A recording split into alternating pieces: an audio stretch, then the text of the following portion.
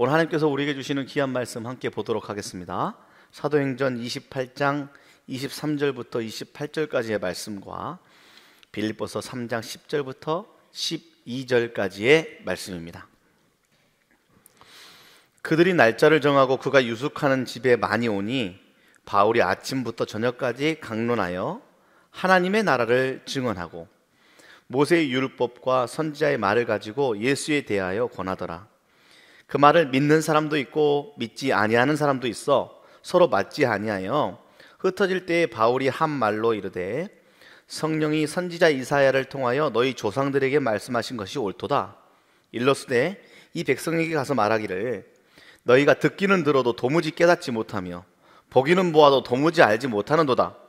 이 백성들의 마음이 우둔하여져서 그 귀로는 둔하게 듣고 그 눈은 감았으니 이는 눈으로 보고 귀로 듣고 마음으로 깨달아 돌아오면 내가 고쳐줄까 함이라 하였으니 그런즉 하나님의 이 구원이 이방에게로 보내어진 줄 알라. 그들은 그것을 들으리라 하더라. 내가 그리스도와 그 부활의 권능과 그 고난의 참여함을 알고자 하여 그의 죽으심을 본받아 어떻게 해서든지 죽은 자 가운데서 부활에 이르려 하노니 내가 이미 얻었다 함도 아니요 온전히 이루었다 함도 아니라 오직 내가 그리스도 예수께 잡힌 바 된 그것을 잡으려고 달려가노라. 아멘. 이는 살아계신 하나님의 말씀입니다. 조금 전에 정확하게 읽은 오늘 본문을 포함한 사도행전 28장의 내용이 참 재미가 있습니다. 바울이 타고 있던 배가 파선을 했어요. 배가 얼마나 풍랑이 셌는지 또 거기에 암초들이 얼마나 많았던지 뒤집힘과 동시에 배가 암초에 부딪혀서 산산조각 나버린 것입니다.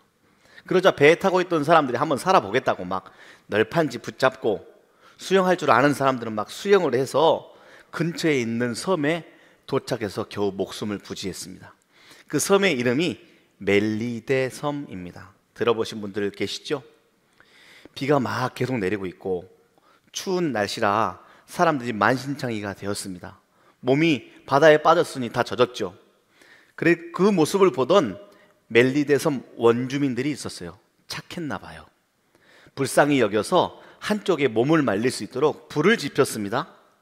자, 그러면 대부분의 사람들은 어떻게 해야 할까요? 그 불 곁에 가가지고 몸을 녹이고 그 호의를 받아들이면 되는 것 아니겠습니까? 그런데 유별나게 그 중에 한 사람이 불 옆에 있지 않고 굳이 그거 한번 도와보겠다고 여기저기에서 나무 조각 모아다가 불 지피는 곳에 나무를 이렇게 던져서 계속 더 하고 있는 겁니다. 그 사람이 우리가 잘 알고 있는 사도 바울입니다. 재미난 이야기가 나옵니다. 그런데 사도 바울이 모아온 장작 무더기 속에 독사가 있었나 봐요.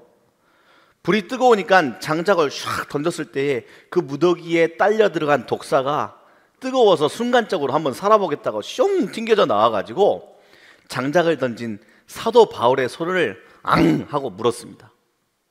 문 게 뭐라고요? 독사예요, 독사. 이 모습을 보고 원주민들이 깜짝 놀랐어요.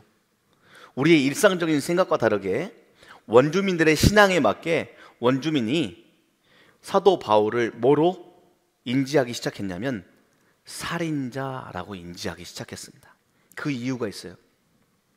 그들이 믿는 신이 정의의 신인데 멜리데 섬 원주민들이 믿는 그 정의의 신이 저 사람 죽이게 하려고 살인자인 저 사람의 죄값을 치르게 하려고 배를 파선시켰는데 저 사람이 얼마나 독한지 헤엄쳐서 여기까지 왔다라고 생각을 하는 겁니다. 근데 정의의 신은 그 신의 뜻을 반드시 이루기 위해서 굳이 불 속에서 뱀이 튀어나와서 사도 바울의 손을 물게 해서 결국 저 사람을 죽게 만드는구나. 저 사람 살인자가 맞다 라고 생각하며 사도 바울이 죽어갈 것을 이렇게 지켜보고 있었어요. 자, 강한 독사에게 물리면 대부분 어떤 현상이 일어나요? 독이 번져서 죽게 되잖아요. 그래서 이제 얼굴이 파래지고 힘이 없어지다가 쿵 쓰러져서 죽게 될 거라고 생각했는데 한참 시간이 지나도 사도 바울이 너무 멀쩡한 거예요. 그러면서 계속 그 안에서 이제 복음을 전하기 시작하네. 그러니까 원주민들의 마음이 동전 뒤집듯이 변하기 시작했습니다. 처음에는 저 사람 살인자야! 라고 생각하고 죽기를 바라보면서 기다리고 있었는데 갑자기 원주민들이 살인자라고 지칭하던 사도 바울을 이제 뭐로 다르게 인지하기 시작했냐면 저 사람은 신이구나! 라고 인지하기 시작했습니다. 사람의 마음이 이렇게 참 변덕스럽죠. 독사에 물려도 죽지 않으니 저 사람은 신이다 라고 사도 바울을 이제 막 추앙하기 시작했습니다. 이쯤 되면 사도 바울이 자기를 신으로 추앙하는 사람들 앞에서 그래 먹을 것 좀 가져와, 아니면 내가 그냥 이제부터 너희들이 나를 신으로 인정하니 내가 멜리데 섬에서 신으로 살겠노라 하고 살 수 있을 법한데 사도 바울은 거기에 아랑곳도 하지 않더라라는 것이죠. 사람 마음 참 변덕스럽죠. 살인자로 보다가 바로 신이 됩니다. 이렇게 사람들은 늘 자세히 알지 못하면서 내가 누군가를 잘 안다고 생각하고 판단하는 죄를 짓고 살아갑니다. 교회 공동체는 사람을 판단하는 공동체가 아니라 사람을 인정하고 사랑하는 공동체입니다. 모두가 그 죄로부터 자유하는 복음을 오늘 받으시기를 바랍니다. 거기서 끝나는 게 아니에요. 사람이 누군가를 막 판단하고 있다가 자기의 판단이 끝나면 대부분 죄송합니다 라고 이야기를 해야 되는데 대부분 그렇잖아요. 자기가 판단한 게 맞다는 걸 끝까지 우기고 싶고 자기의 판단이 틀리지 않다는 걸 끝까지 우기고 싶어서 결국 자기를 계속 정당화하는 일들을 만들어가는 죄를 더할 나위 없이 지어가는 것이 인간의 본성이더라라는 것이죠. 자, 이런 죄악으로 가득 찬 인간들과 이 세상은 하나님의 영을 대적하는 영으로 가득 차 있는 전쟁터와 같은 곳이 바로 우리가 살아가고 있는 세상입니다. 그러한 전쟁터와 같은 곳의 전초기지로서 하나님이 이 세상을 살리기 위해 바로 교회를 지으셨습니다. 여러분들은 바로 그 교회입니다. 하나님의 최고의 희망이요 이 세상을 살리는 생명줄, 여러분이 바로 교회임을 확신하십시오. 자, 이제 다시 한번 바울에게 초점을 맞춰보죠. 누구나 다 신이라고 특별히 여김을 받으면 의스되고 싶은데 사도 바울의 모습을 가만히 보면 전혀 그렇지 않았어요. 사도 바울은 제가 나를 살인자라고 하든 제가 나를 신이라고 하든 제가 나에게 무슨 말을 하든 사도 바울은 목표, 초점을 정해놓고 오로지 복음 전하는 일에만 전념했습니다. 그러고 보니 말씀을 묵상하면서 기독교 신앙을 꿋꿋이 지켜온 우리의 믿음의 선조들이 다 똑같은 행동을 했어요. 무슨 행동을 했냐면 주위에서 누가 뭐라고 하든 거기에 왈가왈부하는 일들에 휘둘리지 아니하고 오로지 한 가지 일에 전념했더라라는 것이죠. 바로 복음 전하는 일에 전념했습니다. 그리고 또 다시 한 가지의 공통점이 있는데 그것이 무엇이냐면 신앙을 자기 성취의 여건으로 사용하지 않았습니다. 만약에 사도 바울이 자신의 신앙의 공로를 자기 성취로 끌어당겼으면 복음 전하다가 죽도록 매맞으면 그만둬야 되고 누군가가 자신에게 누명을 씌워서 감옥에 가두면 그만둬야 되고 오늘처럼 배가 파손되어서 죽을 고비를 넘기면 아이가 나 더 이상 못 해먹겠다 라고 하면서 그만둬야 할 터인데 배가 파산되든 감옥에 갇히든 죽을 고비를 넘기든 상관없이 사도 바울은 그것을 통하여 자기를 성취하는 것이 아니라 오로지 무엇? 복음을 전하는 일에 전념을 했더라라는 것이죠. 자, 이쯤에서 우리가 그 힘은 어디서부터 나오는지, 어떻게 해서 복음을 전하는 일에 자신의 목숨을 불사하지 않고 달려가는지에 대한 그 힘의 근원과 출처를 알게 된다면 우리는 반드시 조금 전에 말했던 전쟁과 같은 세상, 죄악과 악한 영이 들끓는 이 세상 속에서 승리하는 사람으로 살 수 있게 될 것입니다. 자, 바울은 놀라운 사실을 깨달았어요. 가말리엘 문화 안에서 살아왔고 잘 배웠고 좋은 가문에서 태어났음에도 불구하고 그것보다 더 중요한 것을 깨달았습니다. 바로 그것이 무엇이냐면 고난에 대한 정의입니다. 고난. 여러분, 고난이 무엇입니까? 건강이 힘들어지면 고난이죠. 재정 상태가 힘들어지면 고난이고 가정이 불화하면 우리에게는 고난입니다. 하지만 성경이 말하는 고난은 그것보다 좀 더 깊은 의미의 고난을 우리에게 알려주고 있습니다. 사도 바울을 한번 보세요.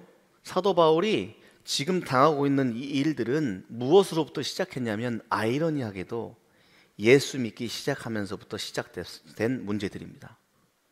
더 쉽게 이야기하자면 예수 믿지 않았으면 일어나지 않았을 문제들입니다. 우리들의 삶을 한번 돌아볼까요? 우리들 역시 같습니다. 교회 다니지 않고 예수 믿지 않으면 일어나지 않을 문제들, 힘들지 않을 문제들이 우리 교회 다니기 시작하면서부터 시작됐어요. 교회 안 다니면 일어나지 않을 문제들, 고난들이 교회 다녔더니 없던 고난이 나에게 찾아오더라라는 것이죠. 이게 바로 성경이 이야기하고 있는 고난입니다. 근데 성경은 그 고난을 이겨낼 수 있도록 하나님이 힘을 주실 것이다 라고 이야기하셨고, 그 고난을 이겨내면 반드시 복을 받을 것이다 라고 증언하고 있습니다. 그것을 믿으십니까?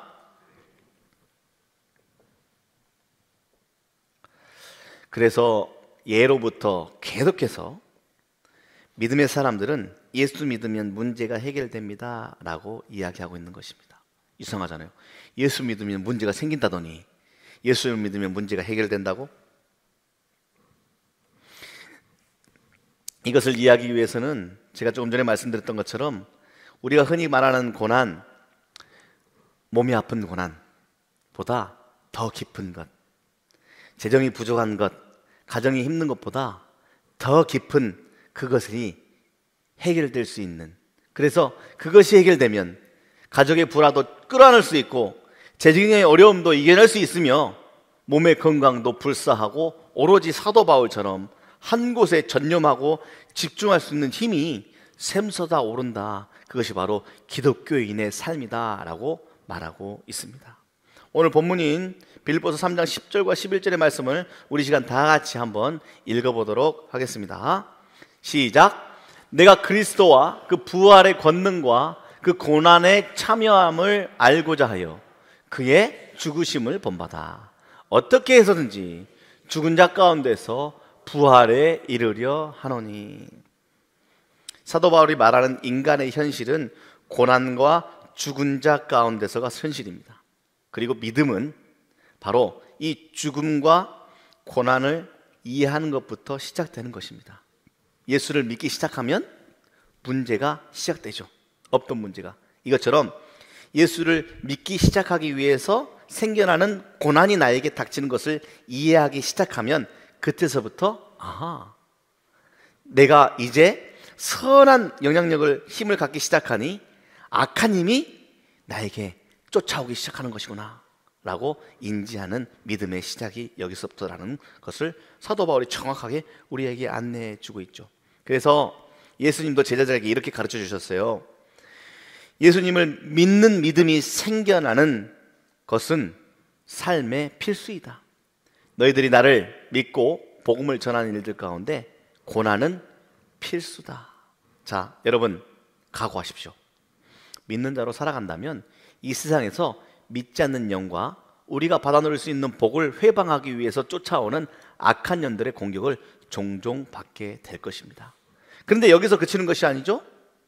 우리는 그 고난을 반드시 이겨낼 수 있는 힘을 갖게 될 것이고, 그 고난에서 일어나는 전쟁의 승자는 바로 내가 될 것입니다. 그 믿음 가지고 힘있게 살아가는 여러분들 되시기를 바랍니다.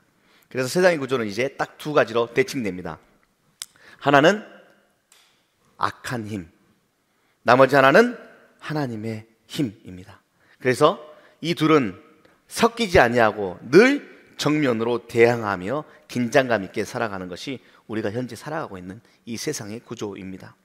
자, 이 구조를 정확히 알려주고 이 세상을 이기심을 확인해 주시기 위해서 예수님이 하신 일이 있어요. 공생의 이전에 시작점을 놓고 처음에 하신 일이 바로 광야에 나가 금식하며 기도한 일입니다. 그것 가운데 세상의 구조가 정확히 부딪히죠. 세상의 악한 힘들의 대빵인 사단이 등장합니다. 이렇게 등장해서 선하님의 우두머리이신 예수님 앞에 나타나서 1대1 맞짱을 뜨기 시작하는 것이죠. 사단이 예수님에게 이야기합니다. 돌을 떡덩이 되게 해. 굶지 말고 배고프잖아. 돌을 떡떡이 되게 해서 먹어. 성전에서 그냥 뛰어내려라. 이 영광 너에게 주마. 그리고 높은 산에서 천하의 영광을 보여주면서 야, 내 앞에 절해봐. 그러면 이 영광 내가 너에게 줄게 라고 아카님이 예수님에게 시비를 걸죠. 그러자 예수님이 권세 잡은 왕 사단에게 이렇게 대적합니다. 내가 줄 수 있는 건 나한테 요구하면 내가 다 채워줄게. 하나님 찾지 마. 하나님 찾지 마. 하나님 없이도 살 수 있어 라고 강요하는 사단에게 예수님이 다음과 같이 선포합니다. 우리 시간 다 같이 한 목소리로 예수님의 선포를 힘차게 외쳐봅니다. 시작. 이에 예수께서 말씀하시되 사탄아 물러가라. 기록되었으니 주 너의 하나님께 경배하고 다만 그를 섬기라 하였느니라. 아멘. 아멘이십니까? 아니야, 하나님과의 관계를 그냥 끊어. 괜찮아. 하나님으로부터 오는 거 아니야. 그냥 내가 줄게 라고 유혹하는 자에게, 하나님을 찾지 말라고 유혹하는 자에게, 아니, 주 너의 하나님만 경배해야 된다.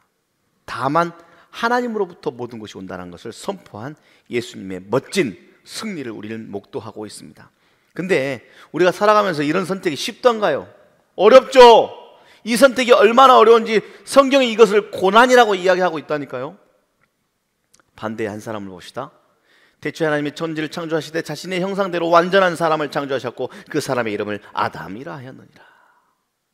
그 아담은 아무런 위협도 없는 상황 가운데 있었습니다. 그리고 아무런 어려움 없는 곳에서 지가 스스로 유혹에 넘어가 하나님과의 관계를 끊어버리는 선택을 해버렸어요.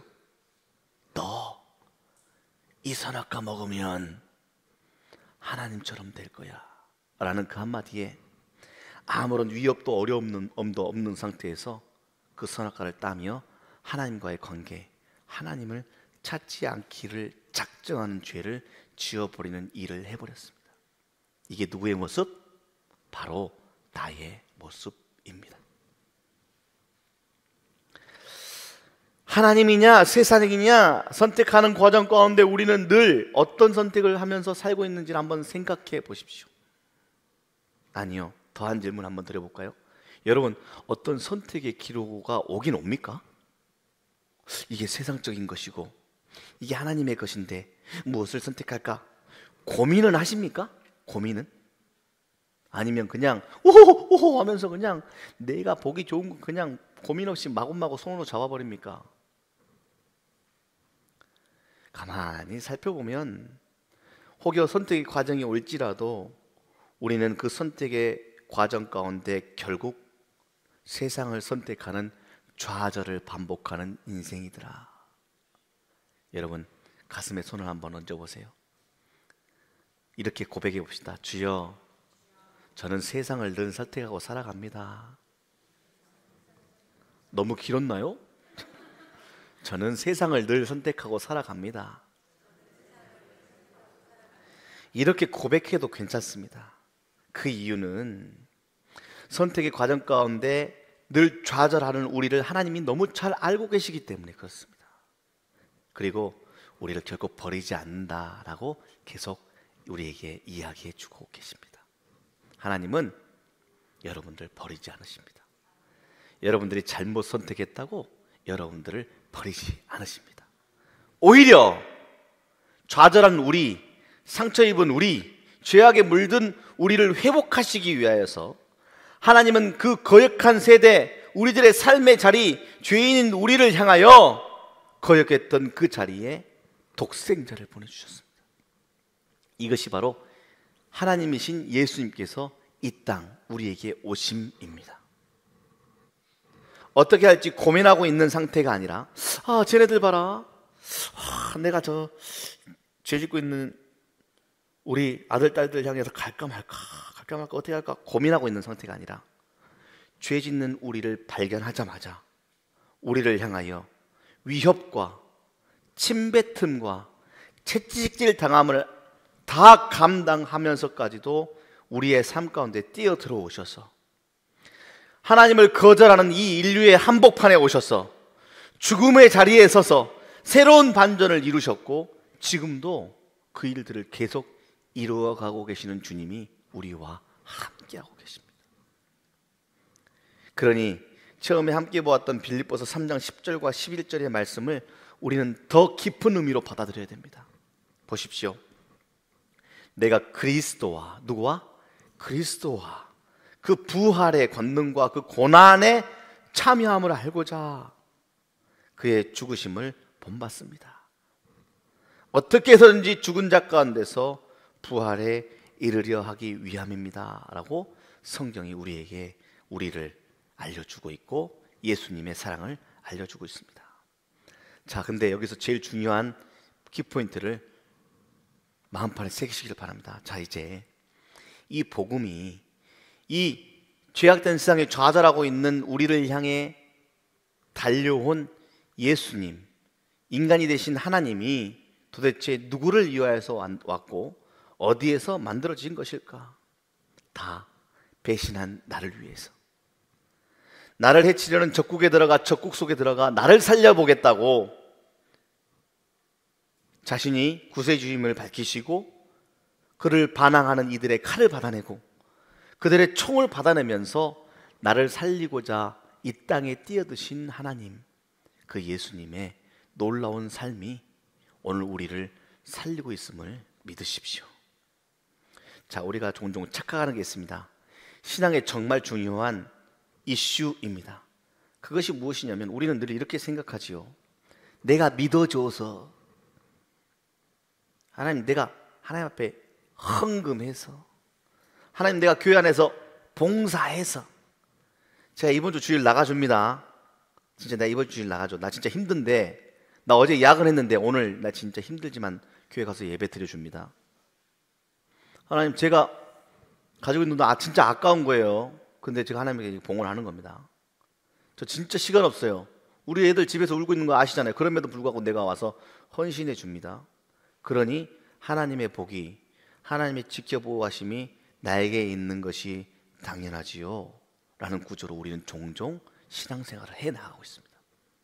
근데 사도 바울과 믿음의 선조들은 그 구조가 아님을 철저히 깨달았습니다. 아니구나, 내가 죄인 중에 괴수구나, 내가 늘 선택의 기로에 서면 세상의 것을 쥐어버리는 좌절할 수밖에 없는 연약한 존재이구나. 그래서 내가 늘 하나님 앞에 서기만 하면 내가 하나님 앞에 너무나도 부끄러운 죄인이구나 라는 것을 사도 바울은 알아버렸습니다. 우리 모두도 그거를 알고 있는 사람들입니다. 그래서 하나님이 다가오고자 할 때면 나는 늘 도망갑니다. 왜? 죄인이기 때문에. 죽음의 자리로 향해 달려갑니다. 그럼에도 불구하고 하나님께서는 내 상황이 어떠하든, 내가 하나님을 피해 도망갈지라도, 내가 죄악의 구렁텅이를 향해 거기에 심취해 하나님을 알지 못할지라도 하나님께서는 도망가는 우리를 향하여 끊임없이 열심으로 달려와 죽어가는 우리를 향하여 끌어안으시고 우리를 살리시는 은혜 가운데 예배하고 있는 것이 바로 오늘 예배이고 앞으로의 우리의 삶인 것입니다. 여러분, 그러니 착각하지 마십시오. 여러분들이 무언가를 했기 때문에 구원을 그 조건에 합당한 대가로 받는 것이 아닙니다. 여러분들의 구원은 나의 의지와 상관없이 나를 선택하시고 죄인인 나에게 쏜살같이 쫓아와 나를 사랑하며 나를 꼭 끌어안아 주시는 하나님의 놀라운 사랑의 결과물입니다. 그래서 여기 앉아있는 입교자들이 저와 그런 공부를 같이 했습니다. 여러분들은 죄인이 맞습니까? 아닌데요? 라고 하는 순간, 그러면 다음 기회에. 여러분들은 태어나면서부터 원죄를 가지고 태어난 사람들입니다. 여러분들은 태어난 게 죄입니다. 그뿐이 아닙니다. 태어나면서부터 짓는 죄는 얼마나 많습니까? 여러분들은 죄인입니다. 그렇기에 사단의 속삭임에 홀라당 넘어가 늘 하나님과 멀리 도망가려고 애쓰는 게 인간의 본성입니다. 그런데 염려치 마십시오.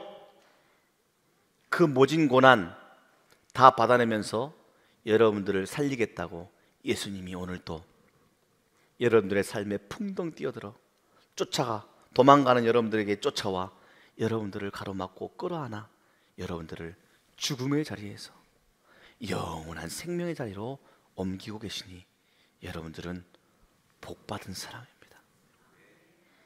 이걸 믿는 고백으로 고백하는 것이 입교의 시간입니다.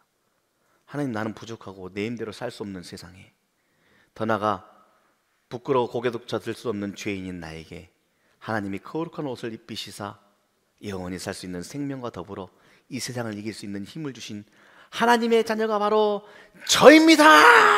라고 힘있게 외치는 그 자리가 세례와 입교의 자리인 것입니다. 사랑하는 여러분, 우리가 세상에 나갈 때 그렇게 세상을 향해 선포하며 나아가야 됩니다. 교회 안에서는 왜 힘있게 선포하면서 세상을 딱 나가는 그 순간부터 쭈구리가 돼버린 것일까에 대한 고민을 목사로서 항상 하고 있습니다. 말씀을 보십시오. 하나님께서, 우리 모두의 생명의 근원인 하나님께서 우리가 손을 내밀면 잡아주겠다 하는 것이 아니라 도망간 우리를 향해 쫓아 들어와 죽음의 자리에 앉아있는 우리에게 부활의 문을 여시고 영원한 생명의 놀라운 선물을 우리에게 주신 그 일들을 다시 한번 되뇌입시오.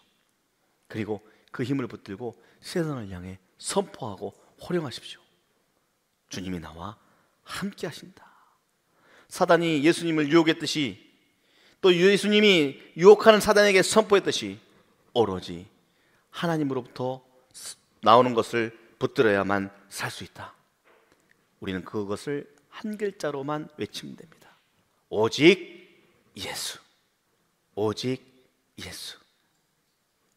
그 예수님이 어찌하여 나에게까지 왔습니까? 그 예수님이 어찌하여 이토록 죄인인 나에게까지 왔단 말입니까? 오늘 그 고민을 해보며 감격과 감동으로 하나님께 예배하는 멋진 여러분들 되시기를 바랍니다. 어찌하여 나에게까지 왔는가? 기도하시겠습니다.